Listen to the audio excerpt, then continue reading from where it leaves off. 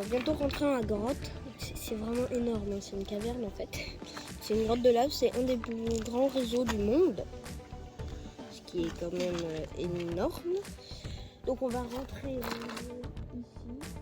ici, je pense, je pense qu'on va ressortir beaucoup plus haut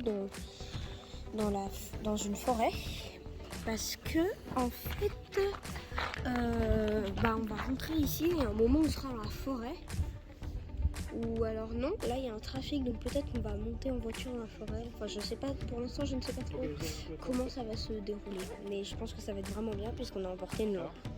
Donc là, on va juste rentrer dans la grotte. Hein, donc tu peux tourner la caméra pour voir l'entrée. Ouais.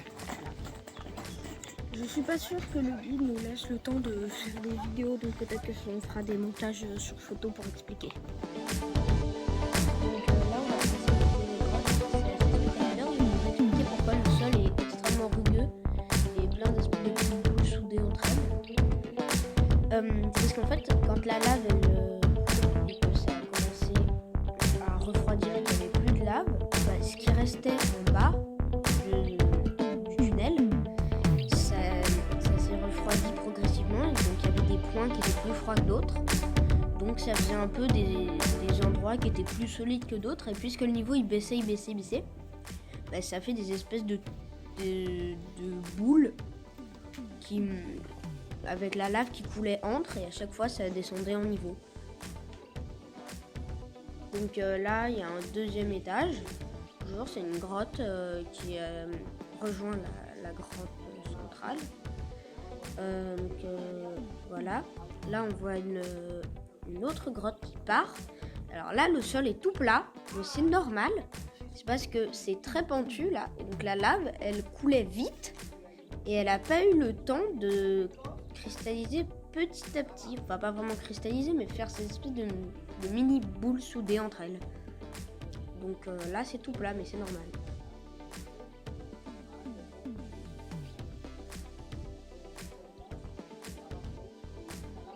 Donc voilà, là il y a encore un autre tunnel.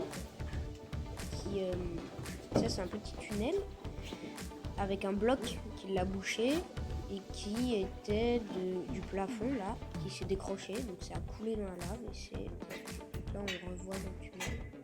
Et puis en bas, on revoit le bloc. Là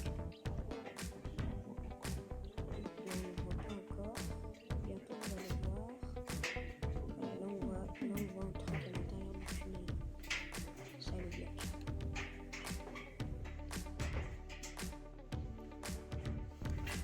Là on va faire une randonnée, on est sûr qu'on va voir des cascades. Hein, parce que là, on a regardé les lignes de niveau, c'est pas raide comme la dernière fois. Donc là, comme vous voyez derrière moi, le truc blanc, c'est la cascade.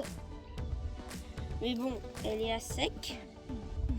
Et vu ce que ça a fait, l'eau qui coule quand elle coule, hein, doit être extrêmement minéralisée. Parce que tout ça, c'est des minéraux qui sont sortis, qui sont restés là et l'eau est partie. Donc quand même, ça construit des structures énormes. Le aqueduc qui menait à là était presque totalement bouché par les pierres minérales. C'est plutôt impressionnant à voir. Mais ça peut s'effondrer parce que c'est pas très solide. Donc mieux vaut ne pas aller marcher partout et ne pas aller en bas. Mais c'est quand même cool. Là, comme vous voyez derrière moi, il y a un cratère qui a été aménagé en piscine naturelle. Donc, ça, c'est juste pour réserver l'eau de banane. Parce que ça a besoin quand même de... Un bananier a besoin de 10 litres d'eau par jour enfin, tous les 6 jours, il faut lui donner... Non, tous les jours, oui. Pendant 6 jours. Oui, tous les jours pendant 6 jours, il faut lui donner 10 litres d'eau. Donc c'est quand même énorme quand on a... ça c'est l'hiver. Ça c'est l'hiver. Et l'été c'est 25. Ouais, l'été c'est 25 litres. Donc mieux vaut avoir une réserve d'eau importante à proximité. Mais bon, là c'est joli. Très joli. On voit tous les champs de bananiers en dessous. Ouais, les troncs ils sont juste sous les bâches. Ouais, et même ailleurs, hein, à mon avis, Oui, c'est il y tous en a des bananiers. quelques-uns qui sont pas dans les bâches. Donc là, en fait, on s'en était pas rendu compte au début.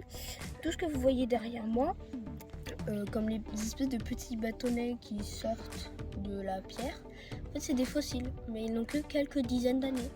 Parce qu'en fait, c'est tellement calcaire là que tout s'est fossilisé super vite. Alors que basiquement, quand c'est de la pierre peu minérale, ça prend des millions d'années. Donc là, c'est plutôt incroyable. Puis en fait, on voit encore le bois dedans. Hein Mm. Et puis le bois, il va se décomposer, puis ça va laisser le parti fossile, quoi.